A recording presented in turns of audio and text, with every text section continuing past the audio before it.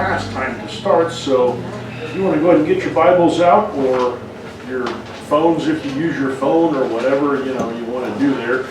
We are looking at the book of Esther today. We started it yesterday. I'm going to keep doing that. I've got a bad habit of talking about the previous Sundays as yesterdays. We started it last week. Actually, no, take that back. We started it 2 weeks ago, and we've now gotten into the process, the beauty pageant part of the story, I guess, for lack of a better term. And we've talked about the Xerxes, or Ahasuerus as he's referred to in this reading, as the king of Persia, who would have been an absolute monarch, who would have had pretty much complete control over the kingdom and been able to do pretty much anything he wanted to, with the one limitation being that any edict that's created by any king of Persia cannot be undone by a later king. And we'll see that there's sort of a workaround for this at the end of the book, but for the time being, that's an important principle to remember. And we've also encountered the principle that when the king summons someone before him, or rather when somebody appears before the king, if they don't have an invitation, that's a dangerous thing, because the king can have them executed if they come into his presence without an invitation, unless he extends his scepter to them to welcome them in. So those are just sort of some background things. Of course, we also saw that Ahasuerus, I guess for lack of a better word, fired his previous queen Vashti because she would not appear before him when he was in the middle of a party with all of his subjects and military leaders and everything else. And so he's looking for a new queen, and Esther is one of many girls, probably thousands potentially even, who are brought before him because they are beautiful and they are virgins and they are part of his Persian empire. And so he is called, they've all been called there to basically appear before the king and then have him determine who is the most beautiful, the one that he wants to marry or to take as his new queen. So we got through verse 11 of chapter 2. So we're going to be picking up in chapter 2, verse 12. And I would, just as one last quick little recap here, we have met several people. We met Esther, of course. She is her parents have died. Her uncle Mordecai adopted her. Actually, I say uncle, it's cousin. Her cousin Mordecai had adopted her. Actually, okay, it's his uncle's daughter, so I'm not exactly sure what the relationship is called there. Is it cousin if it's your uncle's daughter? Yes, second okay. cousin. Yeah, second cousin, I think, something like that. Anyway, that was one of the few things in law school that I had a really hard time with, was understanding the whole family relationships when I took the Estates and Trust class. So anyway, so she's actually not he's not her uncle, he's their cousins. Anyway, so he's adopted her. He is a very devout Jew, and kind of he appears to be a very wise and intelligent man. We also met the chief eunuch, a guy named Haggai. The chief eunuch finds Esther to be a kind of a delightful young woman, and so he helps her by getting her the best cosmetics and the best place in the harem to get ready, and giving her advice about what she needs to do to kind of prepare herself for her visit in front of the king. So with all of that kind of in place, then let's pick up, and can I get somebody to read for me Esther chapter 2, verses 12 through 14, please. Now when the turn of each young lady came to go to the king Ahasuerus after the end of her 12 months under the regulations for the woman, for the days of her beautification were completed as follows: 6 months with oil and myrrh, 6 months with spices and the cosmetics for women. The young lady would go in to the king in this way. Anything that she desired was given to her to take with her from the harem to the king's palace. In the evening she would go in, and in the morning she would return to the second harem, to the custody of Shashgaz, the king's eunuch, who was in charge of the concubines. She would not again go into the king unless the king delighted in her, and she was summoned by name. Okay, so I'm beginning to see where some of these modern day dating television shows got some of their ideas from. Because this whole, basically this is it's like a tryout kind of a thing where the girl is going in and there's this whole year-long course of beautification. So one of the things to kind of keep in mind here is that this process was not like an overnight thing. He didn't fire one queen and then 2 weeks later he chose an Esther as his new queen. This process would have taken some months at least, if not even years potentially, to gather the women together, and then a period of time, a year at a minimum, from the point that they actually arrived in the house, in the palace, and in the harem, to actually go through this process of beautification, as they talk about here. Now, that seems excessive to me. I mean, I've never been married, so I know some of you ladies can take a while to get ready, but not a year, If they're going out and finding women who are beautiful in the first place, what is the deal with a year-long course of treatment? What is going on here? Anybody have any thoughts on that or ideas on that? Is it more of a conditioning thing, more about like brainwashing them, I guess, in a way? Possibly. Eva? Or they just want her the best she can be. Okay. To their not her. Okay. I think there's actually a big element of that, because remember, the Persian Empire is a lot of different people, a lot of different backgrounds, a lot of different cultures that have all been kind of pulled together under one leadership.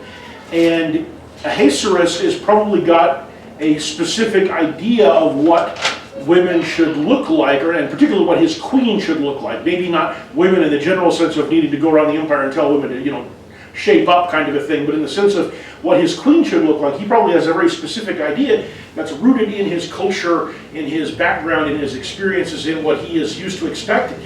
And so a big element of this may be making sure that every woman who's going to be brought before him is conditioned to that standard of attractiveness that is based around that. And I think coupled with that is exactly what you said, Ian, which I think there's a significant element of, whether you want to call it brainwashing or not, that might go a little too far, but certainly training in this, because again, there's a, you think about, if you've ever paid attention to or watched any specials or seen anything about what the royal family in England is like, in terms of the fact that they spend most of their young lives learning how to be the royal family.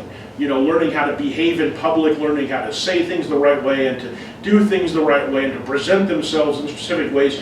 And when they break outside of that norm, it's very shocking, not only to their own family, but also a lot of times to the average person in England, and sort of delightful to the average person in America, because usually it's breaking out of things in ways that we already did.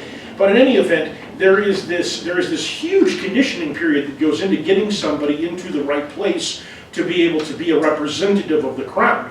And I suspect that there's a significant element of that as well. When you've brought people in from all over the place, and if Esther's any example, in a broad sense, she's a commoner. She would have no training or experience with the ways of the court, or any of those kinds of things. So this is something that you need some extensive training on, so you don't go making a fool of yourself, or more seriously, a fool of the king in how you behave. So while that isn't written in here, I suspect that is an underpinning of what's going on with this year-long process. Your language might be a problem too. Good point. Because it says, there were several languages in this empire that he had.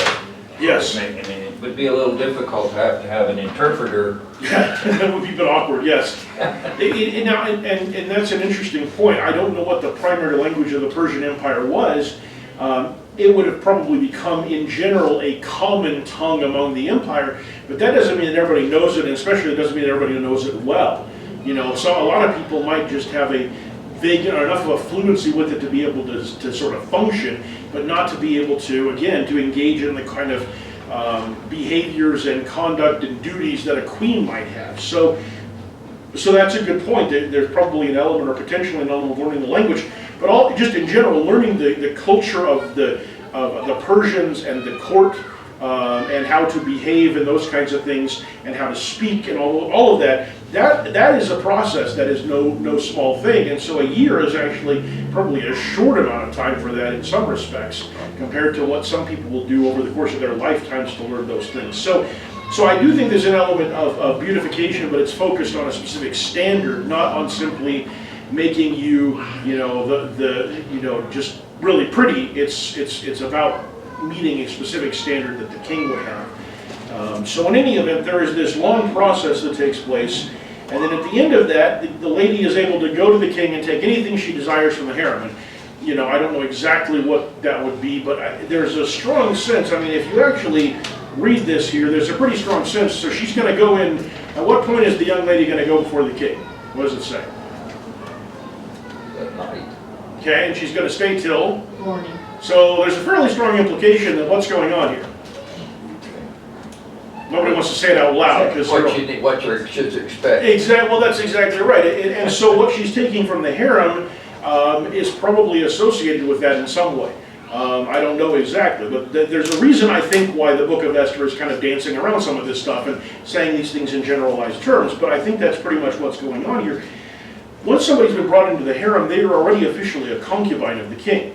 And so at that point, there is no, in terms of the rules of the what do you call it, the cultural rules of the Persians, there is no restriction on the king having relations with any woman that's in the harem. So there's not anything inappropriate from the standpoint, again, of the Persian culture anyway, about what's going on here, what the king is doing. Ultimately, the question here is simply which one of his concubines is he going to elevate to the position of his queen. And so if we step back and step outside of the standard Israelite context and the biblical context for a minute here, which is a little hard to do since we are in Bible class after all, but nevertheless, if we step back from that for a minute and look at this from purely from an in-culture perspective, from Ahasuerus' perspective, this is not at all abnormal. And it's not as though, for example, Solomon didn't have some pretty weird things going on in terms of the number of wives and concubines that he had. So even within the Jewish historical setting, there is a broad sense of these kind of practices going on. But this is definitely something that we can't really hide from the fact that this is not something that is compatible with Jewish law, with the law of Moses in particular, in terms of how these things are supposed to go.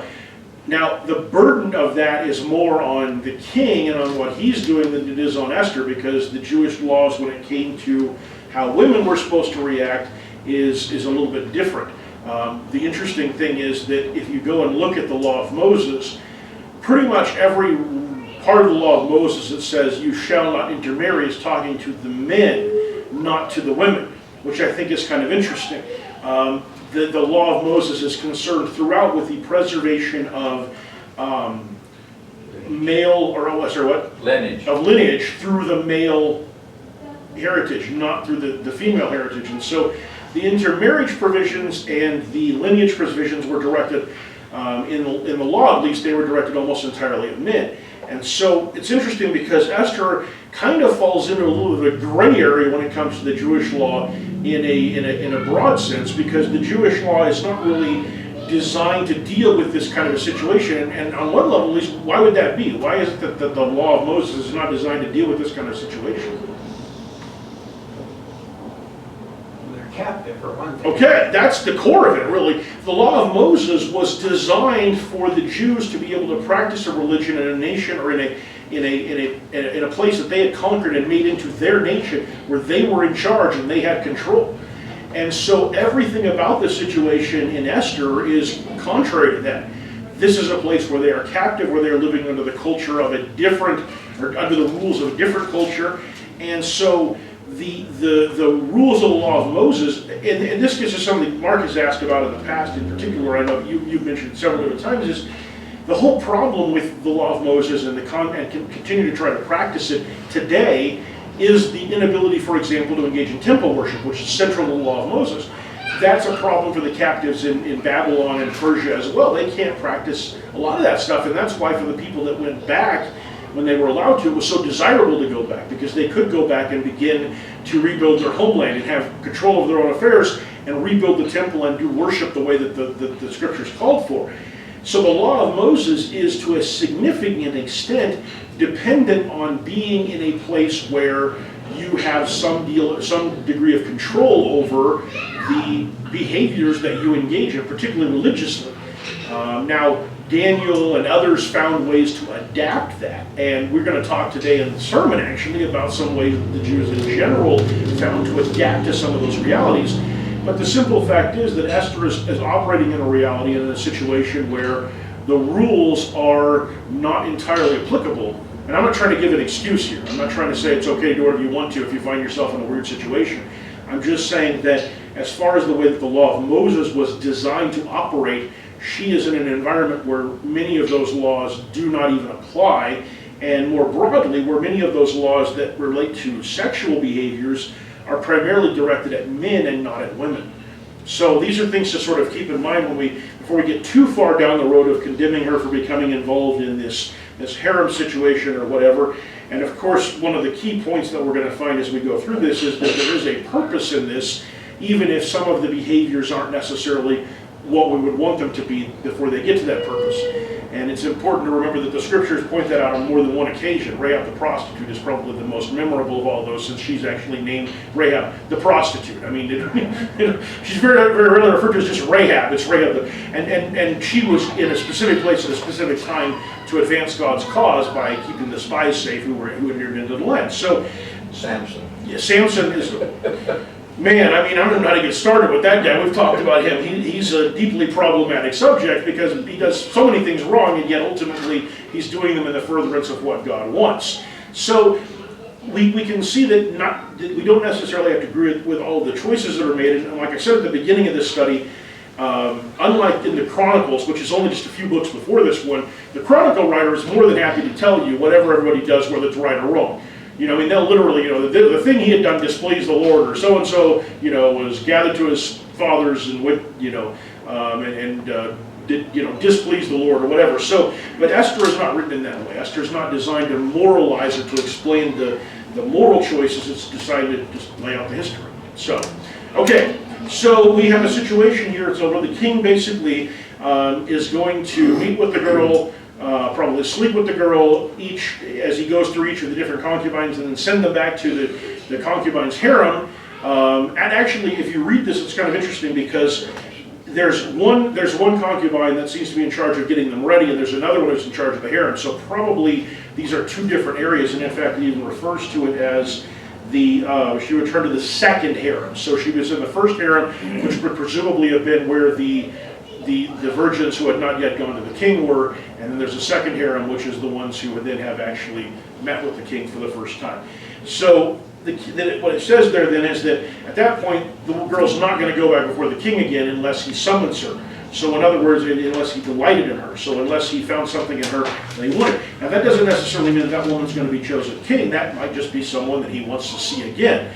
So there's a very, when you start actually reading this book and you do it as an adult as opposed to the first time most of us encountered it as a little kid, you start to encounter some things that you probably wouldn't want to describe or discuss with little kids about what's going on here.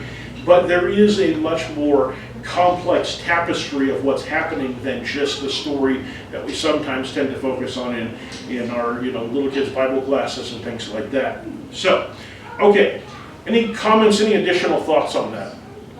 All right, would somebody read for me then verses 15 through, let's go down through 18. When the term came for Esther, the daughter of Abihail, the uncle of Mordecai, who had taken her as his own daughter to go into the king, she asked for nothing except what Haggai, the king's eunuch, who had charge of the women, advised. Now Esther was winning favor in the eyes of all who saw her. And when Esther was taken to King Ahasuerus into his royal palace in the 10th month, which is the month of Tebeth, in the 7th year of his reign, the king loved Esther more than all the women, and she won grace and favor in his sight more than all the virgins, so that he set the royal crown on her head and made her queen instead of Vashti. Then the king gave a great feast for all his officials and servants. It was Esther's feast. He also granted a remission of taxes to the provinces and gave gifts with royal generosity. Okay. So, Esther is taken before the king. The king, well, first of all, it seems that Esther is kind of like Shadrach, Meshach, and Abednego and Daniel, where they had the same kind of experience, with the exception of the royal advisors didn't like them at all because they were a threat to their position.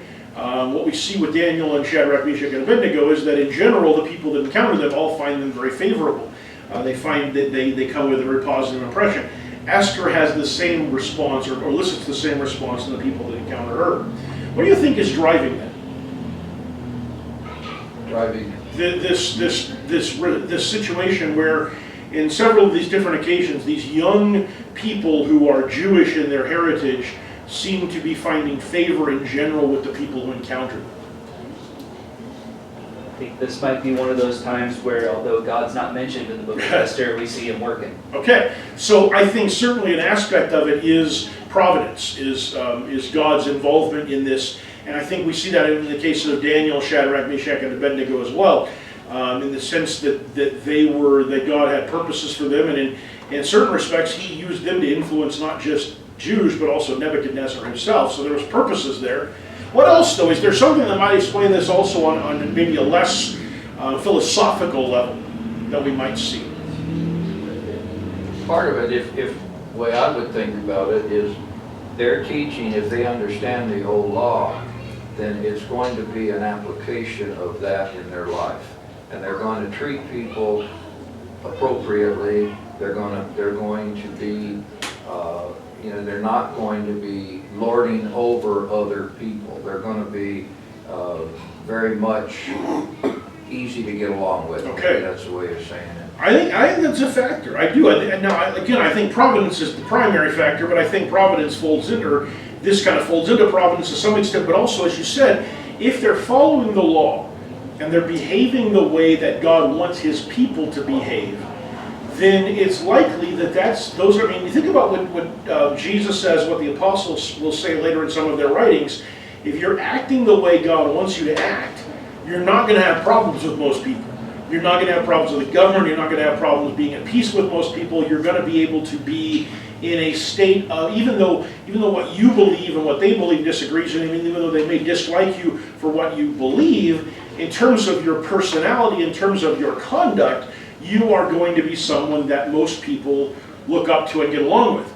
And I think that's very much the same situation here, that what we're seeing is that when some of these other cultures encounter Judaism without necessarily knowing what it is or knowing a lot about it or having a preconceived animosity toward the Jews, that oftentimes at least their response is a positive one, because the behaviors of these people, driven by their training and their law and those kinds of things, is one that elicits positive responses. So I think there's an aspect of that. But again, I think that even that is ultimately a function of providence, because it's God who gave them this law, God who put before them these expectations, and so if they're modeling that in their lives, that is a function to a significant extent of what God put before them. So in any event, she's finding favor with pretty much everybody she comes into contact with. When she goes to go into the king's chambers, the Haggai, the chief eunuch of the first harem, tells her exactly what to take, and she listens to him, which suggests, number one, that she is actually paying attention, and number two, that she's actually willing to listen to the advice of her elders, which is usually a good thing. And obviously that's a valuable piece of advice, because he knows what the king wants. He knows from experience what was successful when women took it with them, or what the king is expecting, or whatever it is. He has a clear picture of that, and so by giving her sort of the heads up, this is what you should take with you, he's putting her in a very good position to represent herself to the king exactly the way that he wants to see her. And so there's a big function of this. So she goes to the palace. The king falls in love with her more than any of the other women. Says she found favor and kindness with him, and he set the royal crown to her head. Now, again, sometimes we read this as that very moment, that first night he said, she's the one. There's nothing in here that would suggest that that's necessarily the case. He may have gone all the way through the whole process. I mean, after all, at this point, if you're already partway through it, you might as well finish it out to make sure you've got exactly the best one you can. But whether it's immediate or whether it's at the end of the process of all the women, ultimately he makes her the queen. And so she is elevated from the position of simply a concubine to actually being the queen. And what does the king do to celebrate this? Another banquet. This is our third banquet. Ahasuerus is a big fan of banquets. You know, he likes to give parties, I guess, basically. This one's called Esther's banquet. It's actually named after her. And he gives it, it says, for all of his princes and his servants. And what else does he do that I'm guessing made a lot of people happy? But see, he may have given gifts to the people themselves. Okay. He gives gifts to the people. Give a tax cut. Give a tax cut, okay. So I mean, that's a pretty good stuff. Now, this is kind of, that's right. So it's a holiday for the provinces. He gave gifts, or in the translation that Ian had, he gives a tax break. But either way, no matter how you look at it, if you're the people, you get either something or you don't have to pay something. Either way, that's a winner. Now, this is kind of an interesting thing. Why do you think he did that?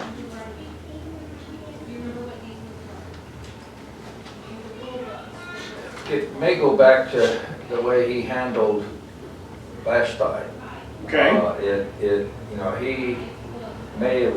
was recommended that he goofed the way he handled it with all of the people, and he went in and had tried to clear that up. And this may be saying, here's my new queen, respect her. She's got the authority. She's got the number 2 spot.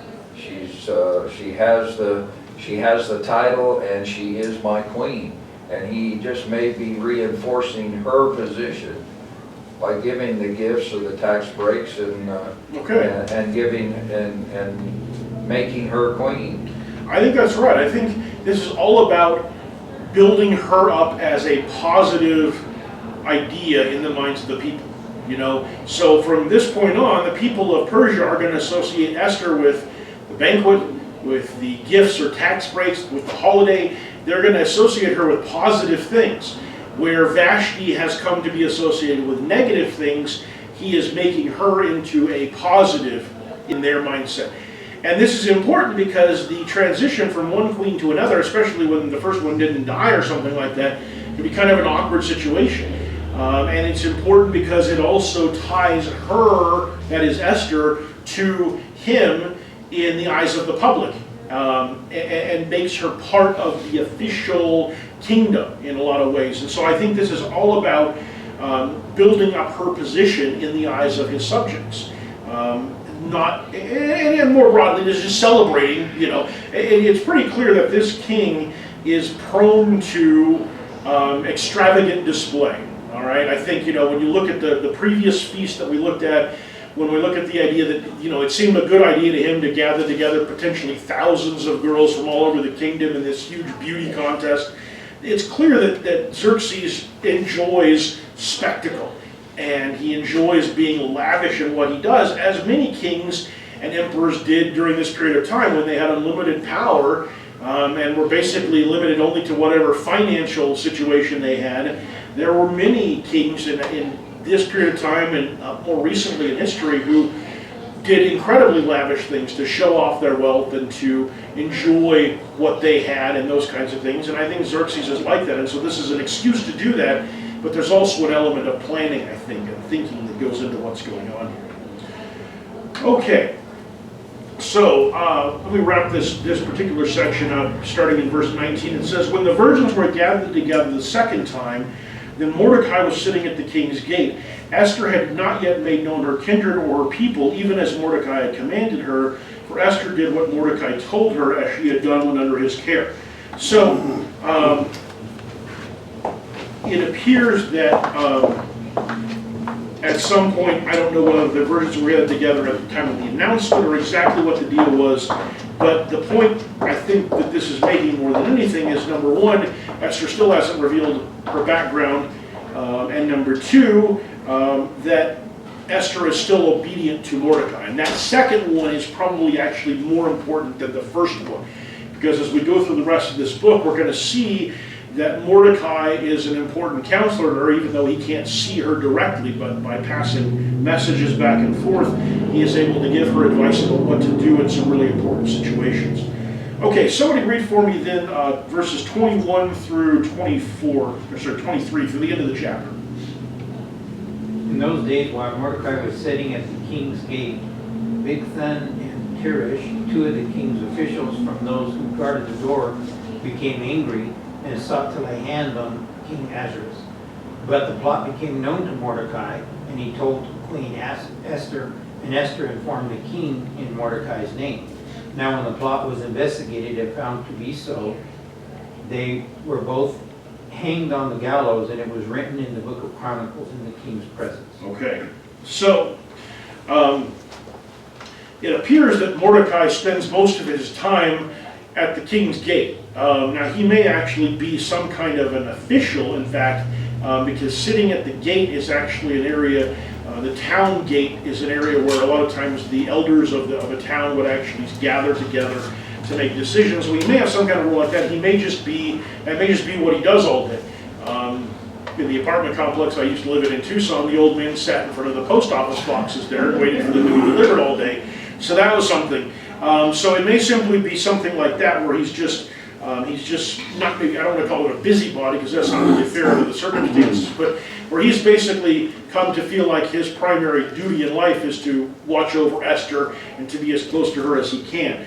Not entirely clear, but while he's sitting there, you know how it is, if you've got someone who's around all the time, you can kind of start to forget that they're there a little bit, you know? You even see this, you can see this in, not in reality television, because reality television is anything but real, but you can see this in situations where you have a camera around all the time. You see it with police officers who wear body cameras, who initially at least they tend to behave differently, but over time they start to it just becomes just part of things.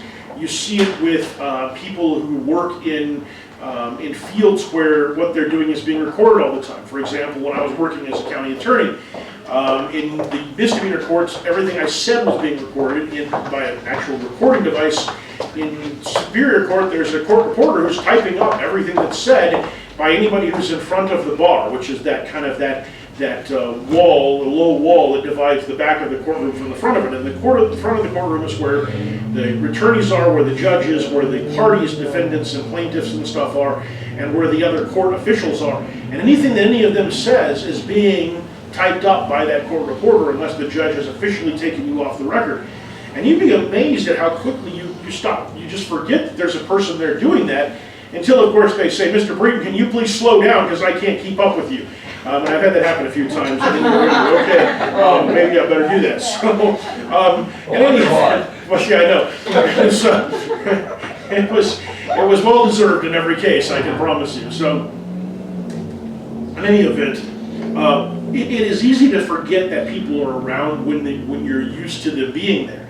And I think that's probably what happened here, is these two guys kind of forget that Mordecai's there.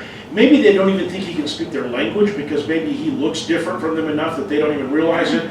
Whatever it is, and maybe it's not even that he's hearing them talk, maybe it's just one of those things where when you're kind of plugged into a network, you start to get wind of things that are going on, because it doesn't say he actually heard them, it says the plot became known to Mordecai. So that also suggests that it's more than just them that are doing this, that there may be more people involved, maybe not because only the two of them are hung, but in any event, they're doing what the vast majority of criminals do, and the main reason why most property crimes are solved, which is they're talking about it, which is the dumbest thing that most criminals do.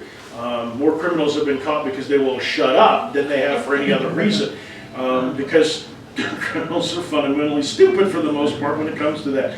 So maybe they're bragging about it, maybe they're just talking indiscreetly, whatever the deal is, Mordecai finds out that they want to kill the king. Lay hands on the king is the way that it says it, but they're looking to kill him. You don't just rough the king up and expect nothing bad to happen after that. So they're looking to kill the guy. Mordecai figures this out, he tells Esther about it. What's interesting here again is what happens next. When he tells Esther about it, Esther tells the king, or passes it along to the king in Mordecai's name. What happens next? Investigation. Investigation. Isn't that interesting? I mean, to me that's interesting because in most monarchies, absolute monarchies, there wouldn't be an investigation. They're just being, just immediately just take them into custody and hang them. But again, it kind of speaks to the sophistication of the Persian government, that they don't just immediately assume that because there's been an accusation that these people are guilty. There's actually an investigation. It's found to be true, and once it's found to be true, then and only then are they hanged. Now, they were probably arrested right away, but there's actually a process that goes through. Now, it doesn't say they got a trial or something like that. We're not talking like they're that advanced, but I think it's interesting. We've seen on a number of different occasions as we've gone through this already, that the Persians have a level of process and law. And even the king follows the process of law. Now, the processes and laws are different for the king than they are for the average person, but even he doesn't go outside of the rules that the king is supposed to follow. And I think that speaks both to the to how the system is set up, and also to some of the reasons why some of these really big empires are successful, is because one of the things, if you talk to people about what makes them feel confident in a justice system in general, one of the single biggest thing, fairness is the big thing. There are two kinds of fairness that they highlight. One is fairness of results. In other words, the same thing should happen to me as happened to somebody else who had a similar situation. But even more important than that one, because people understand why sometimes, most people can understand why sometimes little differences can make for different results. The most important kind of fairness that most people identify is that the rules are the same for everybody and that they can understand what the rules are. And one of the things that I encountered a lot when I was working as a county attorney down in Ajo, where there were no other attorneys around, and where I would meet with defendants on a regular basis, is that in meeting with them and explaining to them what they had done wrong and what the law was, I had an astonishing number of defendants who left my office having signed a plea agreement that was going to have them, pay fines and go on probation and have a number of unpleasant things happen to them, who nevertheless thanked me when they left, because they felt like I was the only person who'd actually bothered to explain what was going on to them and why it had happened, what was going to happen next. And that understanding made them feel better about the overall situation. And I think large empires realize that. At some point they come to realize that, and that utter capriciousness is generally not a successful approach. And the empires that have endured for longer periods of time, like Persia and Rome in particular, have been successful at doing those kinds of things. But in any event, Mordecai is the one who reports the plot. Esther reports it in his name. And critically, for later in our story, the contribution of Mordecai is recorded in the book of the King's Chronicles. So just like the kings of the Jews, Israelites had the books of Chronicles that we have in the Bible, other kings in other places have books of Chronicles as well. And in fact, I don't know if we found that in the case of the Persians. We have in the case of the Assyrians. We've actually, archaeologists discovered significant, in part because the kings of the Assyrians like to actually write their chronicles on the walls of their palace. So when we discovered some of the walls of their palace, we found some of that. But this is not a new practice. This is an ancient practice that kings would write down what happened, down to sometimes some very trivial things. But saving the king's life is not a trivial thing. So this sets up some of the stuff that's going to happen later on. One of the things that I really find impressive about the book of Esther is, from a literary standpoint, it follows some of the rules of good literature better than a lot of the other books of the Bible do. A lot of the books of the Bible were clearly written kind of, I don't mean in a haphazard way, but they were clearly written, and it's just, there's not a lot of effort being made to tell the story in a good story fashion. It's just, this is what happened kind of a thing. The book of Esther is definitely written as the short story, short novel kind of a thing that you would encounter, because there's a lot of foreshadowing. There's very rarely any information that's provided that doesn't have something to do with what's happening later in the story. There is drama, there is suspense. I mean, it's extremely well written from that standpoint, and it seems very likely that whoever wrote it was not just chronicling things as they went along, but was taking the story after the fact and writing a comprehensive treatment of it to make it as interesting as possible. Do you think there's any importance or anything? Obviously something's a little bit different. The way it reads here is that Esther informed the king And later on, she's very concerned about informing the king. So there just appears to be maybe something a little bit different in attitude of the king to the queen, or maybe time has just passed. I think actually it's a little simpler than that. One is, just because it says she informed the king doesn't necessarily mean that she went and did it. She might have told the chief eunuch, for example, and he would have passed the information on or something. But even more fundamental than that, I think when you have information to tell someone's trying to kill you, you rarely have to worry that they're going to be mad at you. Whereas if you're going in and saying someone's trying to kill my people, then you have to worry that maybe they're not going to be concerned about us. You know, everybody's educated self-interest says if somebody comes to tell me that I'm in danger, I'm happy that they've come to tell me that. I may not be happy with the information in the sense of I'm not wanting to be killed, but I'm happy that they've come to tell me. Whereas self-interest doesn't necessarily extend to somebody else. So that may be the bigger issue here. But it also may simply be a matter of she was able to report it through channels as opposed to what Mordecai wanted her to do later on, which is to appear personally. So it's hard to say for sure, but I think it's probably a combination of those two things.